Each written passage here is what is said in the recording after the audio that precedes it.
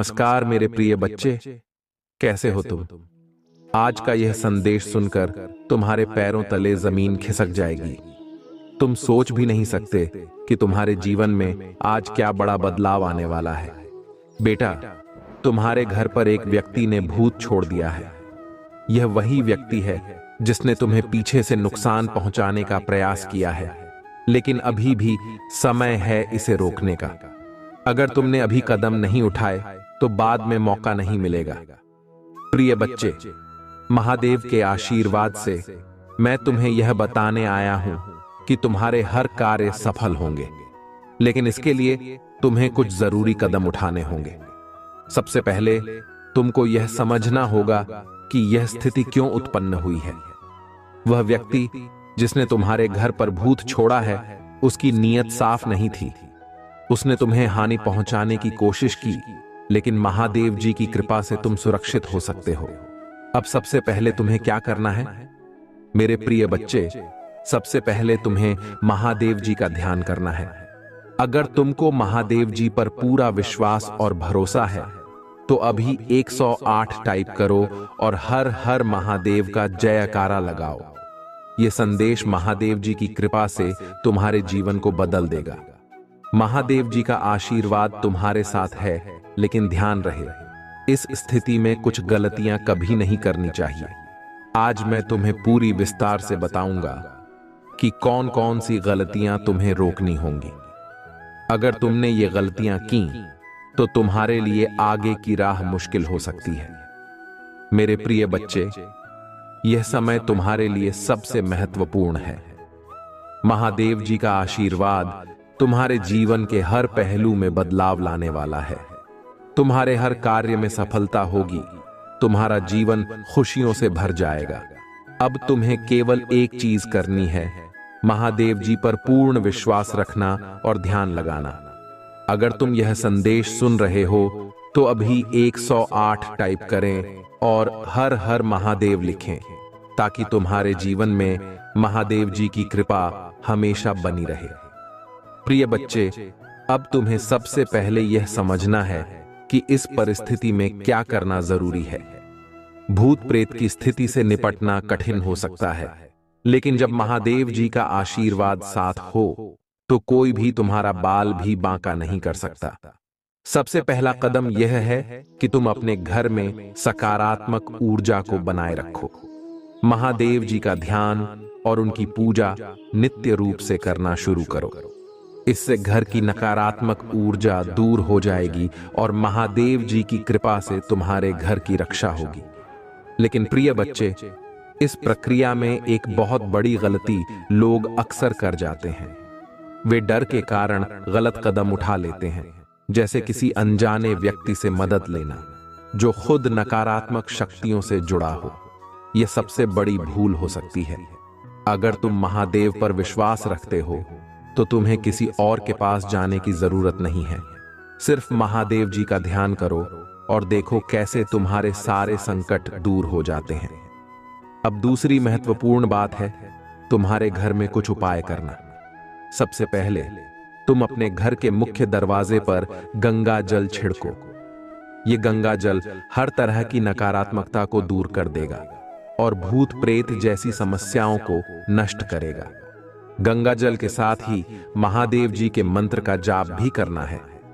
AUM नमः शिवाय मंत्र का 256 बार जाप करना इस समस्या को जड़ से खत्म कर सकता है। इसके बाद ध्यान रखना कि रात के समय जब घर में सभी सो रहे हों तो तुम महादेव जी के सामने एक दिया जलाकर रखो और 11 बार महामृत्युंजय मंत्र का जाप करो। यह मंत्र नकारात्मक शक्तियों से रक्षा करने वाला है।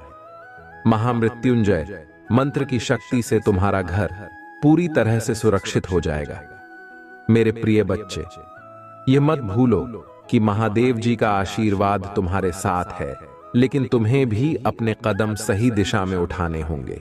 अब जब तुमने यह पहला उपाय कर लिया है तो यह मान लो कि आधी समस्या खत्म हो चुकी है। महादेव जी की कृपा से तुम्हारे जीवन में अब सुख और शांति लौट आएगी। लेकिन इस पूरे समय में तुम ध्यान रखना कि कोई भी नकारात्मक विचार मन में न आने दो। तुम्हारे मन की शुद्धता और महादेव जी पर विश्वास ही तुम्हें इस समस्या से पूरी तरह से बाहर निकालेंगे। अब सबसे महत्वपूर्ण बात पर ध्यान दो। प्रिय बच्चे, अगर तुम चाहते हो कि यह समस्या हमेशा के लिए खत्म हो जाए, तो तुम्हें आने वाले समय में 3 रातों तक इस मंत्र जाप को जारी रखना होगा। हर रात को 11 बार महामृत्युंजय मंत्र का जाप करने से भूत प्रेत की समस्या समाप्त हो जाएगी और तुम्हारा घर महादेव जी के आशीर्वाद से हमेशा सुरक्षित रहेगा। अब अगर तुम महादेव जी पर विश्वास रखते हो और तुम्हें लगता है कि यह उपाय तुम्हारे लिए सफल होगा, तो अभी 108 टाइप करो और हर हर महादेव का जयकारा लगाओ। तुम्हारे इस कदम से महादेव जी तुम्हारे जीवन के हर संकट को दूर करेंगे और तुम्हें सफलता का मार्ग दिखाएंगे। प्रिय बच्चे, यह समय तुम्हारे लिए अनमोल है। महादेव जी की कृपा से तुम हर बाधा को पार करोगे, लेकिन तुम्हें अपने मन और आत्मा को शुद्ध रखना होगा। भूत प्रेत जैसी समस्याएं सिर्फ नकारात्मकता की वजह से बढ़ती हैं, लेकिन तुम अगर सच्चे मन से महादेव जी की पूजा करोगे तो कोई भी तुम्हें नुकसान नहीं पहुंचा सकता। प्रिय बच्चे, यह समय तुम्हारे लिए परीक्षा का है, लेकिन याद रखना, जब महादेव जी तुम्हारे साथ हो तो कोई भी शक्ति तुम्हें पराजित नहीं कर सकती। तुम्हें केवल एक काम करना है, महादेव जी पर अटूट विश्वास रखना और उनकी पूजा को अपने जीवन का हिस्सा बनाना। अगर तुम चाहते हो कि यह समस्या पूरी तरह से खत्म हो, तो अभी 108 टाइप करो और हर हर महादेव लिखो। तुम्हारे इस छोटे से कदम से तुम्हारे जीवन में बड़ा बदलाव आएगा। प्रिय बच्चे, अब हम आगे बढ़ते हैं और यह समझते हैं कि इस समस्या से निपटने के दौरान कौन कौन सी गलतियां कभी भी नहीं करनी चाहिए। कई बार लोग डर और घबराहट में गलत कदम उठा लेते हैं और यह गलतियां उन्हें और बड़ी समस्याओं में फंसा सकती हैं। इसलिए ध्यान से सुनो, महादेव जी का आशीर्वाद केवल उसी पर होता है जो सही दिशा में चलने की हिम्मत रखता है। पहली गलती जो कभी नहीं करनी चाहिए वह है डर के कारण किसी और पर निर्भर होना। अक्सर लोग जब भूत प्रेत जैसी समस्याओं का सामना करते हैं तो वे किसी ऐसे व्यक्ति के पास चले जाते हैं जो झूठे वादे करता है या नकारात्मक शक्तियों का सहारा लेकर समाधान देने की कोशिश करता है। यह सबसे बड़ी भूल होगी, क्योंकि इससे तुम्हारी समस्या और भी बढ़ सकती है। महादेव जी ने तुम्हें सामर्थ्य दी है कि तुम अपने बल पर इन समस्याओं का सामना कर सको। इसलिए कभी भी किसी पर निर्भर मत होना, सिर्फ महादेव पर विश्वास रखो। दूसरी गलती जो अक्सर लोग कर जाते हैं वह है भय और संदेह। कई बार जब भूत प्रेत या नकारात्मक शक्तियों का असर होता है तो लोग डर जाते हैं और यह सोचने लगते हैं कि वे इससे कभी नहीं निकल पाएंगे। प्रिय बच्चे, अगर तुम महादेव पर विश्वास रखते हो तो डरने की कोई आवश्यकता नहीं है। तुम्हारा विश्वास ही तुम्हें इन समस्याओं से बाहर निकालेगा। याद रखना, महादेव जी तुम्हारे हर कदम में तुम्हारे साथ हैं। बस तुम्हें डटे रहना है और डर को अपने ऊपर हावी नहीं होने देना है। तीसरी गलती यह होती है कि लोग अपने जीवन में नकारात्मकता को प्रवेश दे देते हैं। जब भी कोई भूत प्रेत जैसी समस्या होती है तो यह नकारात्मक शक्तियों का परिणाम होता है। अगर तुम अपने जीवन में सकारात्मक सोच और सकारात्मक ऊर्जा बनाए रखोगे तो ये शक्तियां तुम्हारे जीवन में कभी भी प्रवेश नहीं कर पाएंगी। इसलिए प्रिय बच्चे, हमेशा अपने घर और मन में सकारात्मकता बनाए रखो, नकारात्मक विचारों से बचो और हर दिन महादेव जी का ध्यान करो। अब प्रिय बच्चे, जब तुम यह सारी बातें समझ चुके हो तो यह ध्यान रखना जरूरी है कि तुम्हारे आगे के कदम बहुत ही सोच समझकर उठाए जाएं। महादेव जी का आशीर्वाद तभी तुम्हें पूरी तरह से मिलेगा जब तुम इन गलतियों से बचोगे और अपने जीवन में सकारात्मकता को बनाए रखोगे। अब एक और महत्वपूर्ण कदम पर ध्यान देना है। महादेव जी के आशीर्वाद से तुम्हें अपने घर और परिवार की सुरक्षा के लिए कुछ उपाय करने होंगे।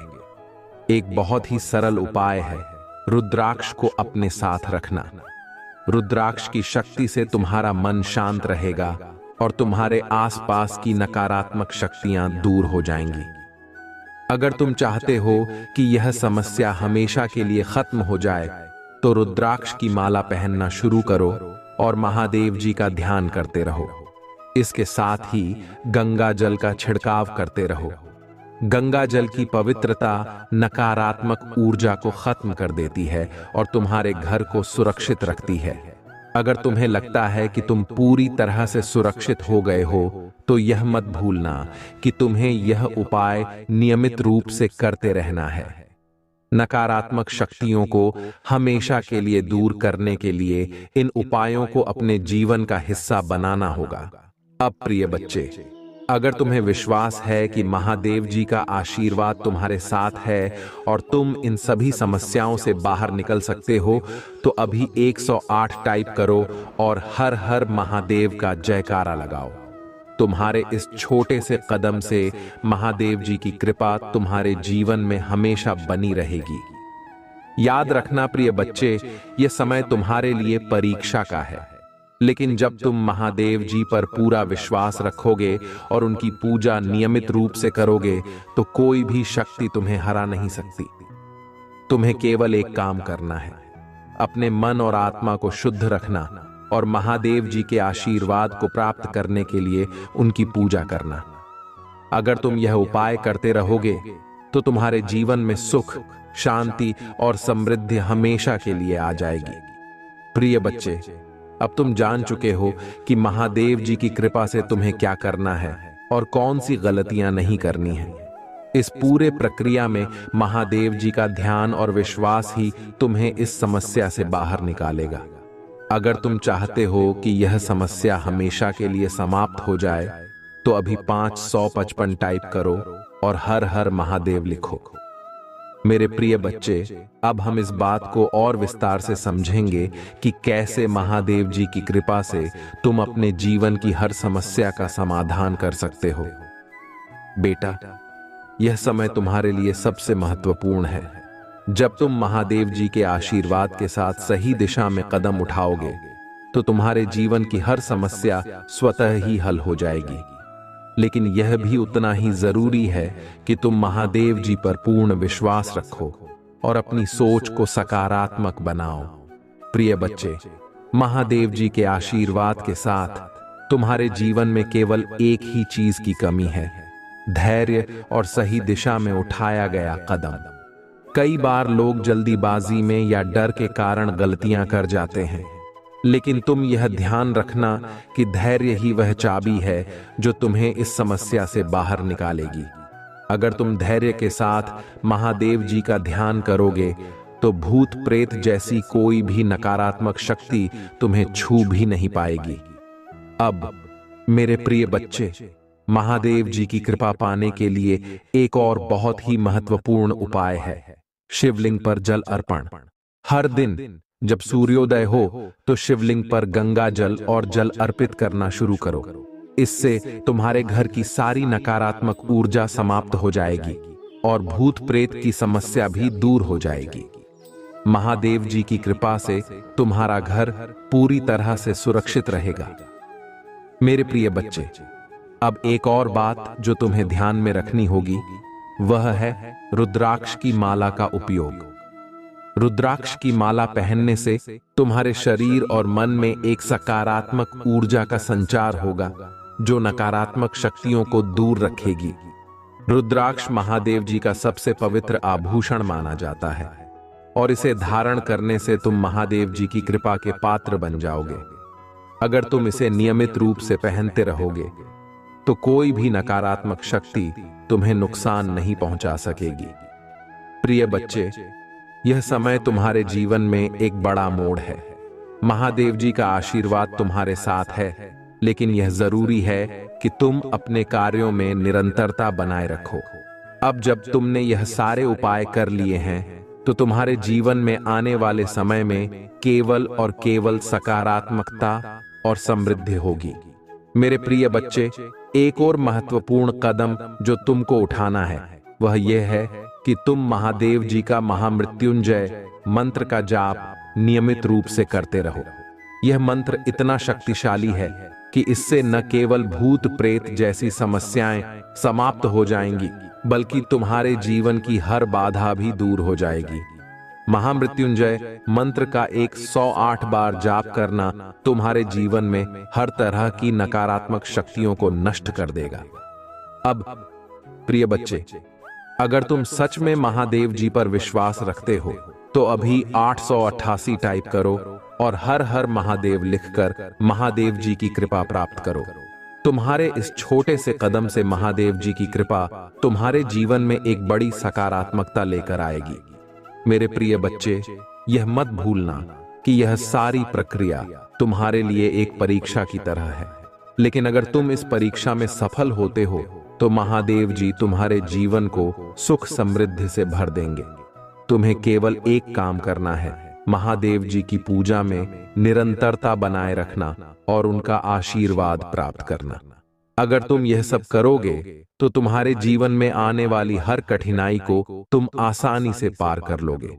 प्रिय बच्चे, यह समय तुम्हारे लिए एक नई शुरुआत का है। महादेव जी की कृपा से तुम न केवल भूत प्रेत जैसी समस्याओं से छुटकारा पाओगे, बल्कि तुम्हारे जीवन में हर प्रकार की सकारात्मकता और समृद्धि आएगी।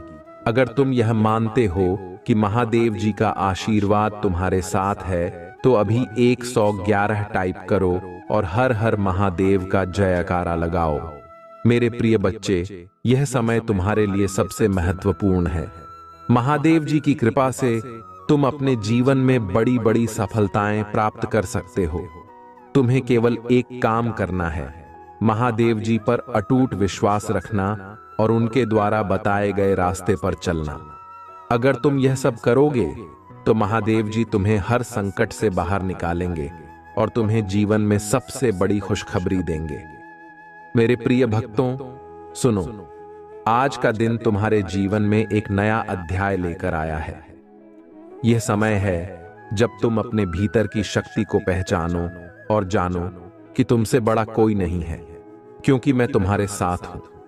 हर मुश्किल, हर बाधा केवल एक परीक्षा है जिसे तुम्हें पार करना है, लेकिन इस परीक्षा में सफल होने के लिए तुम्हें मेरा आशीर्वाद और मार्गदर्शन चाहिए। मेरे प्रिय भक्तों, आज मैं तुम्हें यह संदेश देने आया हूं कि तुम अपने अंदर की नकारात्मकता को समाप्त करो। वह भय, वह असुरक्षा जो तुम्हें जकड़े हुए है, उसे दूर करो।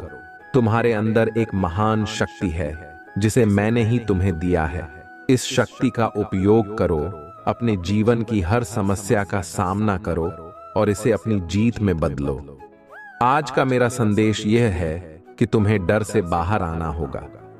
वह लोग जो तुम्हें हानि पहुंचाने की कोशिश कर रहे हैं, उनके इरादे तुम्हें कमजोर करने के लिए हैं, लेकिन याद रखो, जब मैं तुम्हारे साथ हूं तो कोई भी शक्ति तुम्हें नुकसान नहीं पहुंचा सकती। वह जो तुम्हारे खिलाफ खड़े हैं, उनका नाश निश्चित है, क्योंकि मेरे आशीर्वाद के सामने कोई टिक नहीं सकता।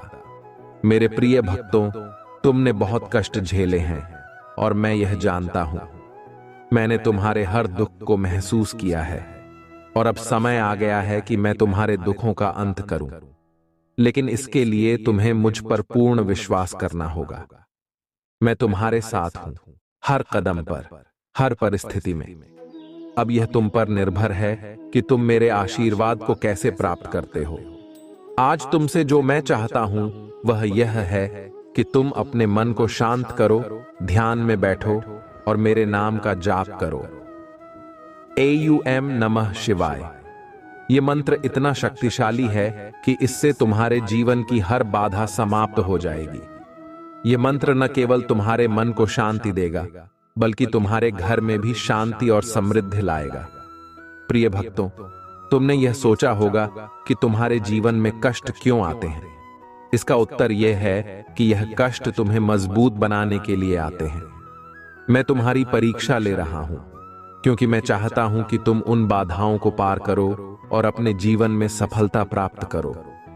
लेकिन यह मत भूलो, प्रिय भक्तों, इस सफलता के लिए तुम्हें सच्चे मन से मेरी पूजा करनी होगी। अगर तुम मुझसे कुछ चाहते हो तो सच्चाई और समर्पण के साथ मेरी ओर आओ। तुम्हें निराश नहीं करूंगा। तुम्हारे हर सपने को साकार करने का समय आ गया है, लेकिन इसके लिए तुम्हें मुझ पर अटूट विश्वास रखना होगा।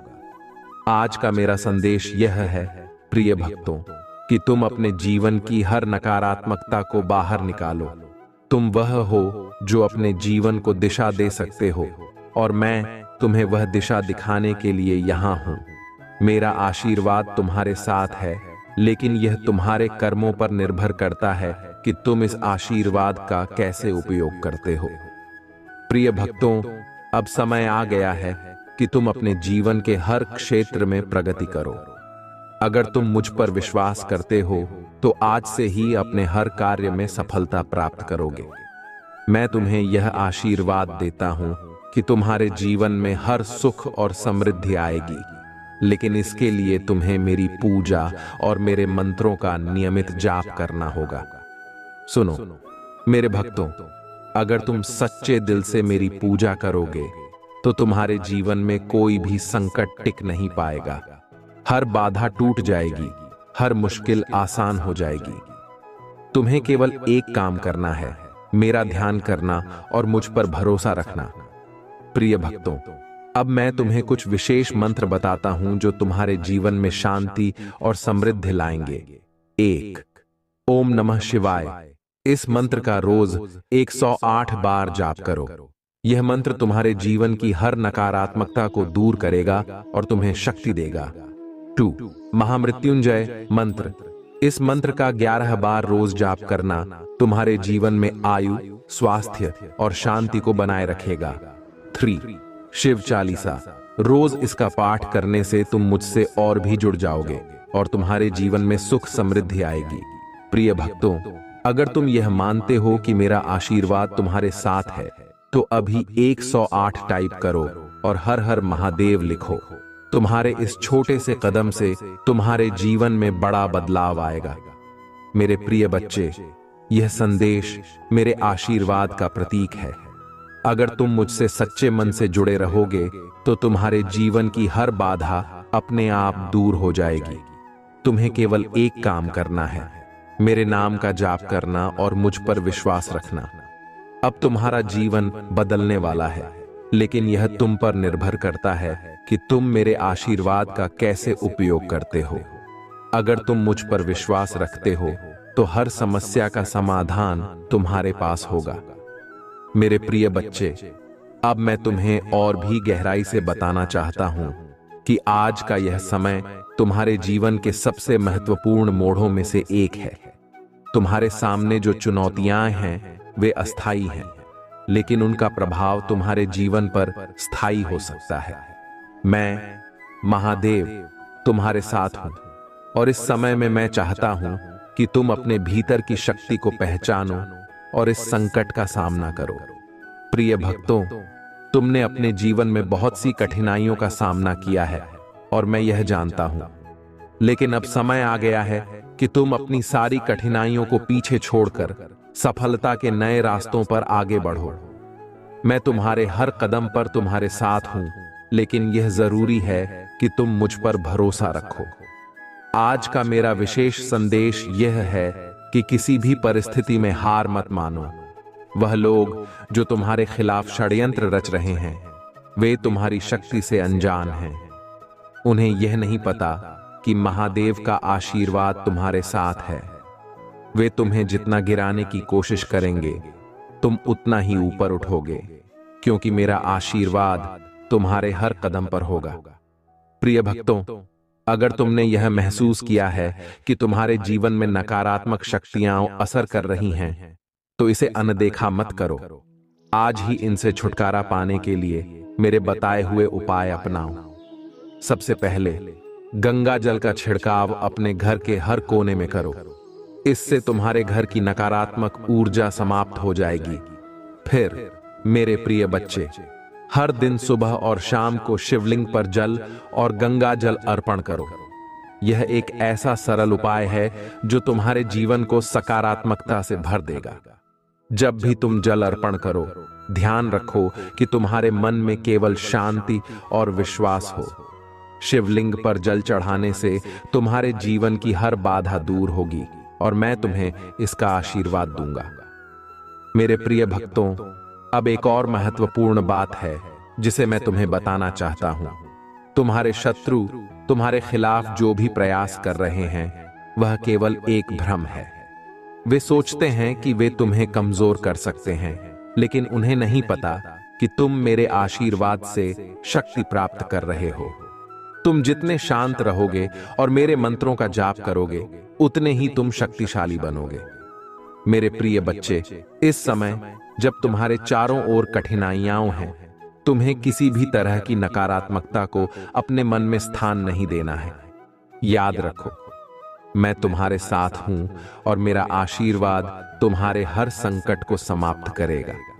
अब मैं तुम्हें एक और उपाय बताता हूं जो तुम्हारे जीवन में नकारात्मक शक्तियों को समाप्त करेगा। रुद्राक्ष की माला पहनना शुरू करो। यह माला तुम्हारे शरीर और मन को सकारात्मक ऊर्जा से भर देगी और कोई भी नकारात्मक शक्ति तुम्हारे पास नहीं आएगी। रुद्राक्ष तुम्हें मेरे आशीर्वाद से जोड़े रखेगा और तुम हमेशा सुरक्षित रहोगे। प्रिय भक्तों, अब समय आ गया है कि तुम अपने जीवन में एक नया अध्याय शुरू करो। तुम्हारे जीवन में जो भी कष्ट आए हैं वे केवल तुम्हारी शक्ति की परीक्षा के लिए थे।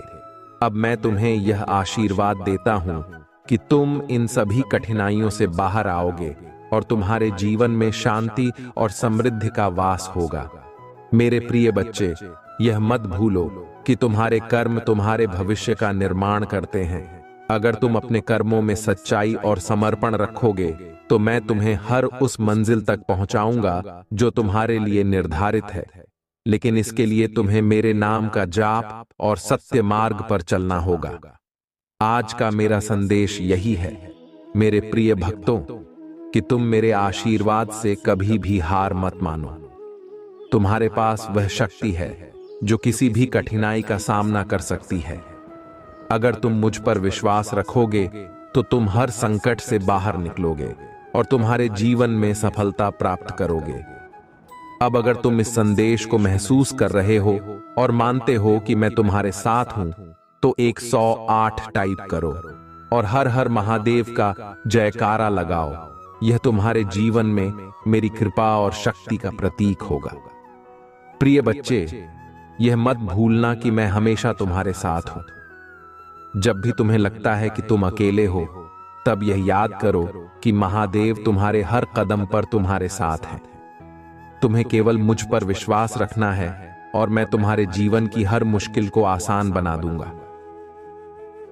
मेरे प्रिय बच्चे, मेरी एक छोटी सी कथा सुनने से मात्र तुमको 10 गुना फल की प्राप्ति होगा, इसीलिए इसे ध्यान से पूरा जरूर सुने। मेरे प्रिय बच्चे, ये कथा रावण के ऊपर आधारित है। ये कथा से आपको बहुत बड़ी सीख मिलेंगे। मेरे प्रिय बच्चे, जब श्री राम अयोध्या में राज्य करने लगे, तब एक दिन समस्त अर्षि मुनि श्री रघुनाथ जी का अभिनंदन करने के लिए अयोध्यापुरी में आए। श्री रामचंद्र जी ने उन सबका यथोचित सत्कार किया। वार्तालाप करते हुए अगस्त्य मुनि कहने लगे, युद्ध में आपने जो रावण का संहार किया वह कोई बड़ी बात नहीं है, परंतु द्वंद्व युद्ध में लक्ष्मण के द्वारा इंद्रजित का वध सबसे अधिक आश्चर्य की बात है। यह मायावी राक्षस युद्ध में सब प्राणियों के लिए अवध्य था। उनकी बात सुनकर रामचंद्र जी को बड़ा आश्चर्य हुआ। वे बोले, मुनिवर रावण और कुंभकर्ण भी तो महान पराक्रमी थे, फिर आप केवल इंद्रजित मेघनाद की ही इतनी प्रशंसा क्यों करते हैं? महोदर, प्रहस्त, विरूपाक्ष भी कम वीर न थे। इस पर अगस्त्य मुनि बोले, इस प्रश्न का उत्तर देने से पहले मैं तुम्हें रावण के जन्म, वर प्राप्ति आदि का विवरण सुनाता हूं। ब्रह्मा जी के पुलस्त्य नामक पुत्र हुए थे, जो उन्हीं के समान तेजस्वी और गुणवान थे। एक बार वे महगिरी पर तपस्या करने गए। वह स्थान अत्यंत रमणीक था, इसलिए और्षियों, नागों, राजर्षियों आदि की कन्याएं वहां क्रीड़ा करने आ जाती थीं। इससे उनकी तपस्या में विघ्न पड़ता था। उन्होंने उन्हें वहां आने से मना किया। जब वे नहीं मानी तो उन्होंने शाप दे दिया कि कल से जो लड़की यहां मुझे दिखाई देगी वह गर्भवती हो जाएगी। शेष सब कन्याओं ने तो वहां आना बंद कर दिया, परंतु राजर्षि तृणबिंदु की कन्या शाप की बात से अनजान होने के कारण उस आश्रम में आ गई और महर्षि के दृष्टि पड़ते ही गर्भवती हो गई। जब तृणबिंदु को यह बात मालूम हुई तो उन्होंने अपने कन्या को पत्नी के रूप में महर्षि को अर्पित कर दिया। इस प्रकार विश्रवा का जन्म हुआ, जो अपने पिता के समान वेदविद और धर्मात्मा हुआ। महामुनि भरद्वाज ने अपनी कन्या का विवाह विश्रवा से कर दिया। उनके वैश्रवण नामक पुत्र हुआ। वह भी धर्मात्मा और विद्वान था। उसने भारी तपस्या करके ब्रह्मा जी को प्रसन्न किया और यम, इंद्र तथा वरुण के सदृश लोकपाल का पद पाया।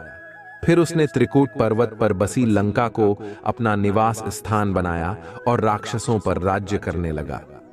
श्री राम ने आश्चर्य से पूछा, तो क्या कुबेर और रावण से भी पहले लंका में मांस भक्षी राक्षस रहते थे? फिर उनका पूर्वज कौन था? यह सुनने के लिए मुझे कौतूहल हो रहा है। तब अगस्त्य जी बोले, पूर्व काल में ब्रह्मा जी ने अनेक जल जंतु बनाए और उनसे समुद्र के जल की रक्षा करने के लिए कहा। तब उन जंतुओं में से कुछ बोले कि हम इसका रक्षा करेंगे, और कुछ ने कहा कि हम इसका यक्षण पूजा करेंगे। इस पर ब्रह्मा जी ने कहा कि जो रक्षण करेगा वह राक्षस कहलाएगा और जो यक्षण करेगा वह यक्ष कहलाएगा। इस प्रकार वे दो जातियों में बंट गए। राक्षसों में हेति और प्रहेति दो भाई थे। प्रहेति तपस्या करने चला गया, परंतु हेति ने भैया से विवाह किया, जिससे उसके विद्युत केश नामक पुत्र उत्पन्न हुआ। विद्युत केश के सुकेश नामक पराक्रमी पुत्र हुआ। सुकेश के माल्यवान, सुमाली और माली नामक 3 पुत्र हुए। तीनों ने ब्रह्मा जी की तपस्या करके यह वरदान प्राप्त कर लिए कि हम लोगों का प्रेम अटूट हो और हमें कोई पराजित न कर सके। वर पाकर वे निर्भय हो गए और सुरों असुरों को सताने लगे। उन्होंने विश्वकर्मा से एक अत्यंत सुंदर नगर बनाने के लिए कहा। इस पर विश्वकर्मा ने उन्हें लंकापुरी का पता बताकर भेज दिया। वहां वे बड़े आनंद के साथ रहने लगे। माल्यवान के वज्रमुष्टि, विरूपाक्ष, दुर्मुख, सुप्तघ्न, यज्ञकोप, मत्त और उन्मत्त नामक 7 पुत्र हुए।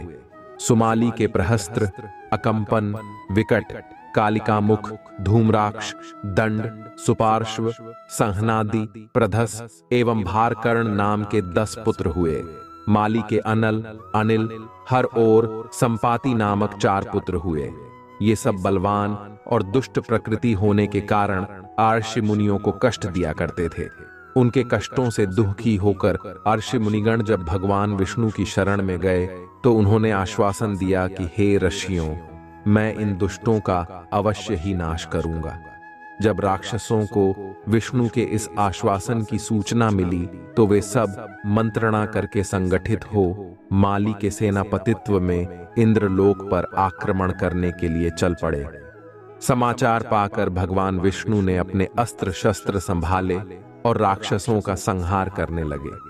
सेनापति माली सहित बहुत से राक्षस मारे गए और शेष लंका की ओर भाग गए। जब भागते हुए राक्षसों का भी नारायण संहार करने लगे तो माल्यवान क्रुद्ध होकर युद्ध भूमि में लौट पड़ा। भगवान विष्णु के हाथों अंत में वह भी काल का ग्रास बना। शेष बचे हुए राक्षस सुमाली के नेतृत्व में लंका को त्याग कर पाताल में जा बसे और लंका पर कुबेर का राज्य स्थापित हुआ। अब मैं तुम्हें रावण के जन्म की कथा सुनाता हूं। राक्षसों के विनाश से दुखी होकर सुमाली ने अपनी पुत्री कैकसी से कहा कि पुत्री, राक्षस वंश के कल्याण के लिए मैं चाहता हूं कि तुम परम पराक्रमी महर्षि विश्रवा के पास जाकर उनसे पुत्र प्राप्त करो। वही पुत्र हम राक्षसों की देवताओं से रक्षा कर सकता है। अगस्त्य मुनि ने कहना जारी रखा। पिता की आज्ञा पाकर कैकसी विश्रवा के पास गई। उस समय भयंकर आंधी चल रही थी। आकाश में मेघ गरज रहे थे। कैकसी का अभिप्राय जानकर विश्रवा ने कहा कि भद्रे, तुम इस कुबेला में आई हो। मैं तुम्हारी इच्छा तो पूरी कर दूंगा, परंतु इससे तुम्हारी संतान दुष्ट स्वभाव वाली और क्रूर कर्मा होगी। मुनि की बात सुनकर कैकसी उनके चरणों में गिर पड़ी और बोली कि भगवान, आप ब्रह्मवादी महात्मा हैं। आपसे मैं ऐसी दुराचारी संतान पाने की आशा नहीं करती, अतः आप मुझ पर कृपा करें। कैकसी के वचन सुनकर मुनि विश्रवा ने कहा कि अच्छा, तो तुम्हारा सबसे छोटा पुत्र सदाचारी और धर्मात्मा होगा। इस प्रकार कैकसी के 10 मुख वाले पुत्र का जन्म हुआ, जिसका नाम दशग्रीव रखा गया।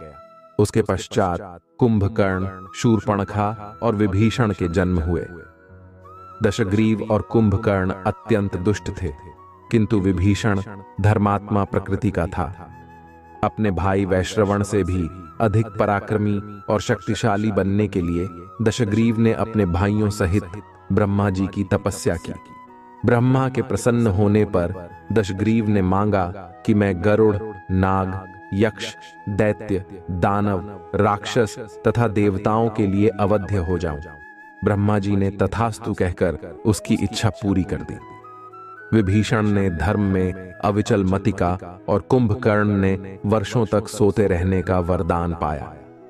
फिर दशग्रीव ने लंका के राजा कुबेर को विवश किया कि वह लंका छोड़कर अपना राज्य उसे सौंप दे।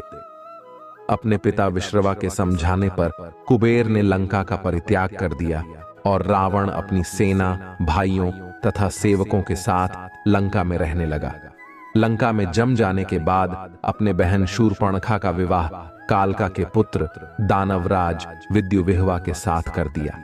उसने स्वयं दिति के पुत्र मय की कन्या मंदोदरी से विवाह किया, जो हेमा नामक अप्सरा के गर्भ से उत्पन्न हुई थी। विरोचन कुमार बलि की पुत्री वज्रज्वला से कुंभकर्ण का और गंधर्वराज महात्मा शैलूष की कन्या सरमा से विभीषण का विवाह हुआ। कुछ समय पश्चात मंदोदरी ने मेघनाद को जन्म दिया, जो इंद्र को परास्त कर संसार में इंद्रजित के नाम से प्रसिद्ध हुआ।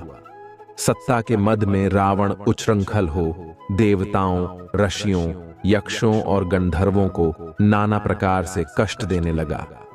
एक बार उसने कुबेर पर चढ़ाई करके उसे युद्ध में पराजित कर दिया और अपनी विजय की स्मृति के रूप में कुबेर के पुष्पक विमान पर अधिकार कर लिया। उस विमान का वेग मन के समान तीव्र था।